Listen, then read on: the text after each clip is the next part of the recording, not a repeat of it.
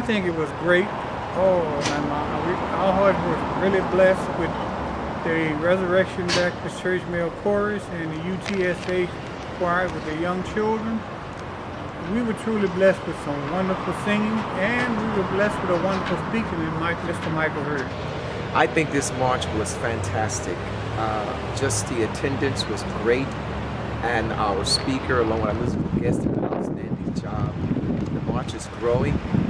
As you see, the march has just a great group of people, different races coming together and marching together in such a wonderful flavor. So I think we had a great march, a successful one, and we're planning to even take it to the next level next year.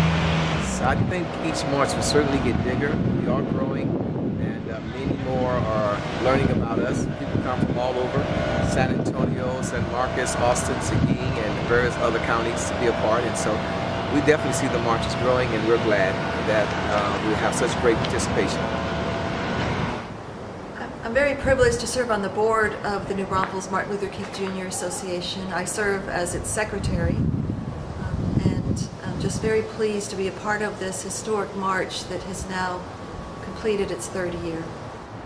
I remember at our first march, I warned the police chief that we might have 100 people, and we probably had 1,000.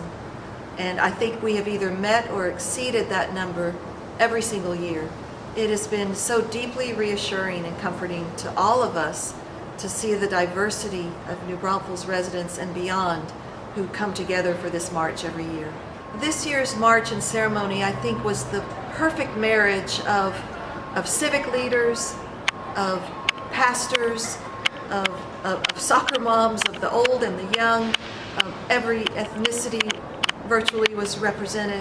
I think it was wonderful. I am extremely humbled to have been a part of this. This is the first time that I've been, but I've heard about the events in the past and how well those went, and this seemed to be very well presented, very well attended, and I was pleased with everything. A lot of what I know about Black history, a lot of my knowledge came from self-teaching. You know, reading a lot of Black publications that wrote a lot about Black history. So that's how I learned, that's how I came to start researching Black history. And I mentioned in my speech that I didn't get a lot of Black history back then, but now I can't get enough Black history. Talking about it, reading about it, researching, and writing about it.